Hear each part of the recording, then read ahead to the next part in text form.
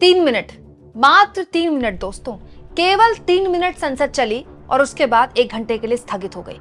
वैसे तो जब भी संसद स्थगित होती है विपक्ष के हंगामे की वजह से न्यूज चैनल्स में हेडलाइन बनती हैं कि टैक्स पेयर का पैसा बर्बाद हो गया, लेकिन यकीन जानिए कई बार ऐसा भी लगता है कि इतना तो हंगामा भी नहीं हुआ था कि संसद स्थगित करनी पड़ जाए। आज कुछ ऐसा ही देखने को मिला। दोस्तों आज हफ्ते का पहला दिन है और ये जो हफ्ता है ये बजट सत्र का दूसरा फेज चल रहा है दरअसल संसद का। तो ये जो हफ्ता है ये बहुत गहमा गहमी वाला रहने वाला है, क्योंकि माना जा रहा है कि इसी हफ्ते सरकार वक्फ संशोधन बिल पेश कर सकती है, जो कि जेपीसी के बाद सरकार कुछ बदलाव के साथ संसद में ला सकती है। और ये उम्मीद की जा रही थी कि आज कल परसों कभी भी सरकार ये बिल पेश करेगी, लेकिन जैसे ही ओम बिरला आए संसद में हंगामा शुरू हो गया। लोकसभा में विपक्ष के कई नेताओं ने हाथ में पोस्टर्स लेकर, बैनर्स लेकर लगातार विरोध कर रहे थे। हालांकि विपक्ष के कौन नेता थे और किस बात को लेकर विरोध कर रहे थे इस बारे में भी कुछ क्लियर नहीं हुआ है, लेकिन जितना दिखाई दे रहा था हाथ में बैनर्स लेकर, पोस्टर्स लेकर जब विपक्ष के नेता संसद में शोर करने लगे, अपनी बात उठाने लगे, तो ओम बिरला नाराज हो गए और उन्होंने कहा कि मैं आप पर कार्रवाई करूंगा। माननीय सभासदों, माननीय अध्यक्ष जी,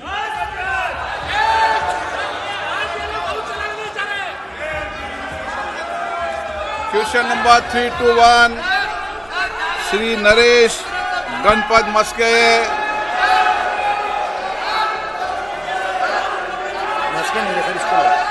श्रीमती शांभवी,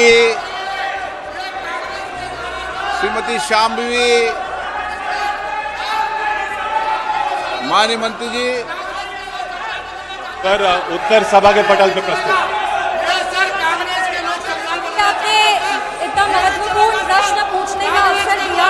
हम सभी जानते हैं कि देश के शिक्षा प्रणाली में लगभग 24.5 करोड़ छात्र छात्राएं हैं और 98 लाख शिक्षक कार्यरत हैं।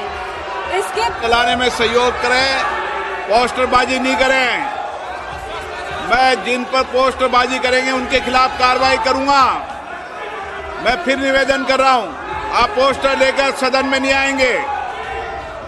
सदन में लेकर पोस्टर आएंगे तो मैं माननीय सदस्य कार्रवाई करूंगा। ये तरीका ठीक नहीं है।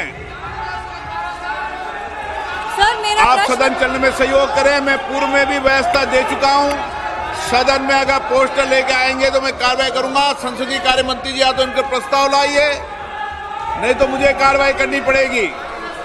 ये तरीका ठीक नहीं है। अध्यक्ष जी, मेरा प्रश्न कॉन्ट्रैक्चुअल टीचर्स को लेकर के है।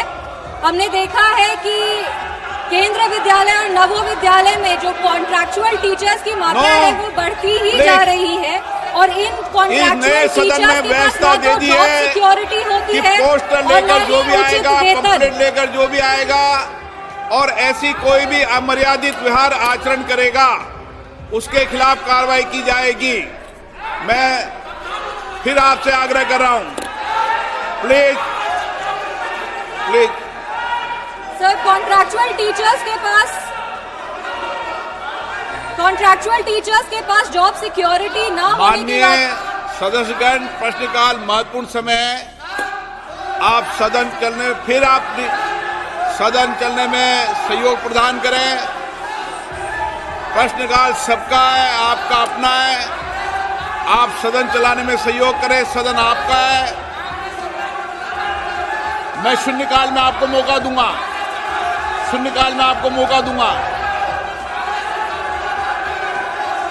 सदन की कार्रवाई आज 12 बजे तक के लिए स्थगित की जाती है।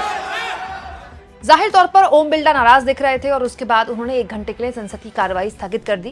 दोस्तों प्रश्नकाल वाकई में संसद में बहुत ही इंपॉर्टेंट टाइम होता है और हर सांसद चाहता है, चाहे विपक्ष का सांसद हो या सत्ता पक्ष का सांसद हो, वो चाहता है कि वो सवाल पूछता दिखाई दे, क्योंकि उसको अपनी कॉन्स्टिट्यूएंसी में दिखाना होता है ना। देखिए, मैंने खड़े होकर अपने राज्य को लेकर, अपने इलाके को लेकर सवाल पूछा, लेकिन वो स्थगित हो जाना सांसदों का एक तरह से नुकसान है। लेकिन विपक्ष के लोग ये कहते हैं कि अगर हंगामा ना करें तो हमारी कुछ सुनता नहीं है। हालांकि दोस्तों इस हंगामे के लिए अब ओम बिरला को अगले 1 हफ्ते तैयार रहना पड़ेगा, क्योंकि दोस्तों जैसा कि मैंने आपसे कहा, वक्फ संशोधन बिल सरकार पेश करेगी और इस बिल को लेकर बहुत ज्यादा गहरा गतिरोध है, बहुत ही गहरा गतिरोध है।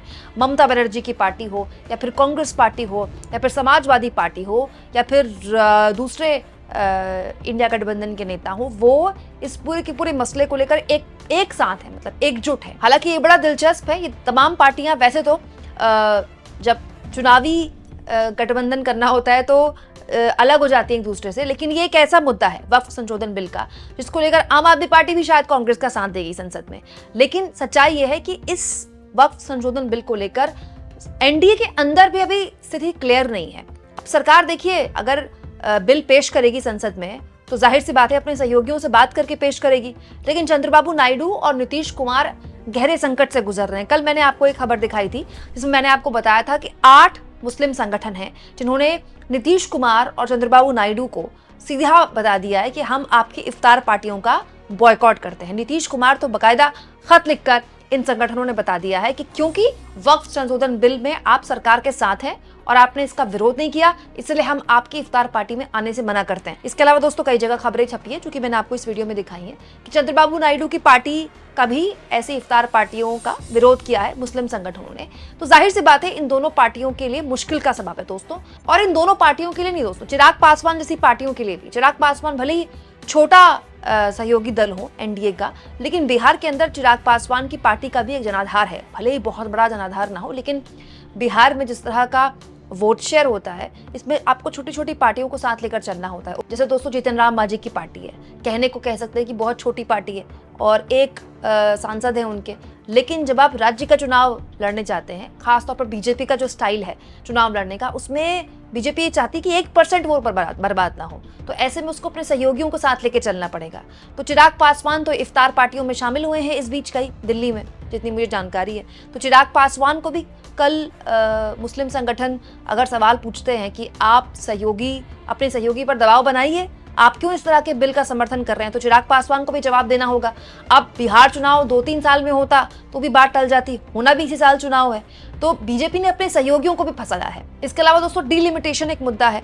लगातार एमके स्टालिन की पार्टी पिछले हफ्ते से इस मामले में संसद में जबरदस्त हंगामा कर रही है। बहुत हंगामा किया डीएमके ने, और लगातार एमके स्टालिन इस मुद्दे को राज्य में गर्म किए हुए हैं। उन्होंने बाकायदा चेन्नई में बैठक बुला ली, उसमें कई राज्यों के मुख्यमंत्री शामिल थे। इंपॉर्टेंट ये है कि इस मीटिंग में भगवंत मान भी आए, मतलब सिर्फ कांग्रेसी सीएम नहीं आए, भगवंत मान भी आए इस मीटिंग में। इसके अलावा दोस्तों नवीन पटनायक ने भी अपनी एकता दिखाई इस मीटिंग में। तो आप कह सकते हैं कि गैर बीजेपी गैर कांग्रेसी भी अब एक तरह से इंडिया गठबंधन के इनडायरेक्टली या डायरेक्टली मुद्दों में जुड़ रहे हैं। यानी आप कह सकते हैं कि ये जो एक हफ्ता है वो संसद में बहुत ही एक्शन लाने वाला है, और एक्शन अगर सरकार की तरफ से होगा तो रिएक्शन विपक्ष की तरफ से भी जबरदस्त देखने को मिलेगा। तो ओम बिरला आज नाराज थे विपक्ष के हंगामे में। मुझे लगता है कि अगला एक हफ्ता उनकी नाराजगी और बढ़ सकती है, क्योंकि विपक्ष ने अपने तेवर पहले ही तल्ख किए हुए हैं।